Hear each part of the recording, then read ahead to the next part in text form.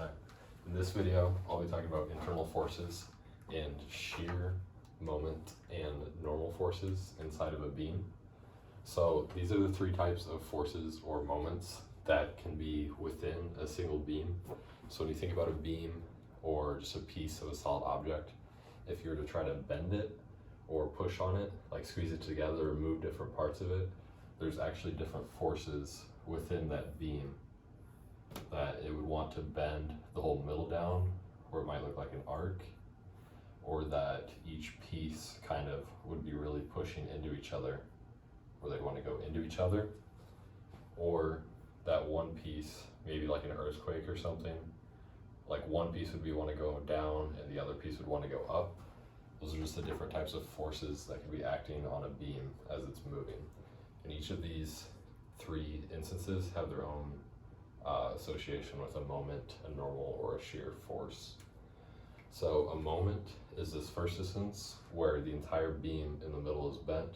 There's rotation around the middle, and I'm going to get to the convention in a minute. Then there's normal force, which means that each piece is pushing into each other if you were to split it.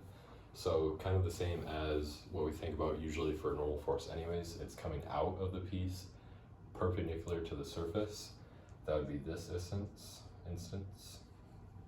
And we have V, which is the shear force, and that's where each piece is moving up or moving down, like they're kind of trying to tear apart from each other, moving up or down. So as I said, the convention for this, when you're actually trying to solve it, is if you were to take just one solid piece and split it right down the middle, then you usually try to think about it as a positive convention, which there's a certain way that we think about positive and negatives usually. So for moment, actually I'm going to start with normal force. Normal force we just talked about is always coming directly out or perpendicular to the surface. So it's coming out from this side or out from this side. For V, for the shear force, it's always going down on the left and up on the right. Not a great way to remember that one, but V is always going down on the left, up on the right. And for the moment, that means that the moment is going up and to the left, or what we'd usually think about as a positive moment, or it's going down and to the right, which we'd also usually think about as a positive moment. So that's just the positive convention for how we would usually associate these things or usually think about these things. Then we have to think about this as if we were given a problem. So for something like this, we have an internal force, and it might ask us to find the internal force on this at a certain point. So for this, let me check really quick what I wrote down.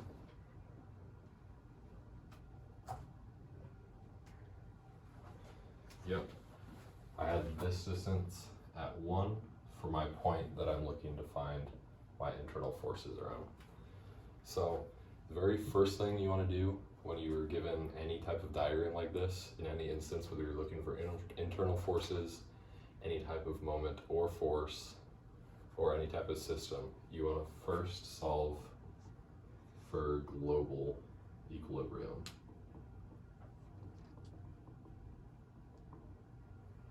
So that would mean for this instance, if we took all these forces away, or we were just looking at the beam itself, that we'd have a force here, a force pushing up, and a force pushing up at our points of connection where this beam is connected to other surfaces.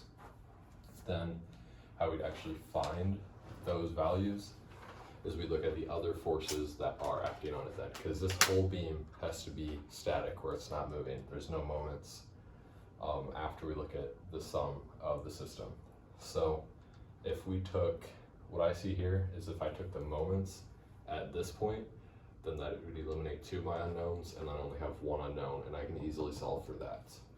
So right here, if I did the sum of the moments around, let's call this point A, then I'd have 100 times 2, give me a negative. This 50 over a distance of 3, we can think about as a force of 150 down the middle. So then we'd have minus, because it's still negative moment around that point, 150 times, that'd be 3, 4.5. Then we have, again, minus 200.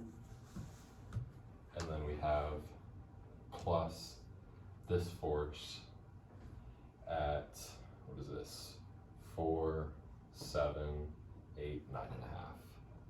So we have, let's call this f of y at 9.5. So if sum of moments equals 0, then I believe I got that f of y is equal to 113.2. So this is 113.2. Then if we look at the whole system, if we did our forces in our x or forces in our y, because those are the two other things that we can do. And if it's just 2D, we always either have moments, forces in the x, forces in the y. Those are the only three things that we can do. So forces in the x, this is the only force acting in the x. Everything else is vertical. So if we have 0 is equal to f of x of 2 plus nothing, we just have f of x equals 0. Then we can take this again, we could find the moment, or we could find the forces in the y. Since we already did the moment, we have the forces in the y. So we have negative 100, negative 150, plus 113.2, plus this other f of y. If we solve that, I believe we get other f of y is 136.8.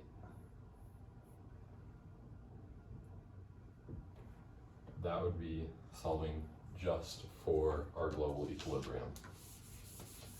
So our step 1 is solving for our global equilibrium. We now have all the forces acting on this beam, and then we can split it and do our positive convention as if we were to draw this. So step 2 is split, and step 3 is solve easiest side. So as you notice in this, we kept M the same, N the same, and V the same. That's because all of these forces are equal to each other. If you could find the moment on this side, or if it was easy to find the moment on this side, it's the same exact thing on this side.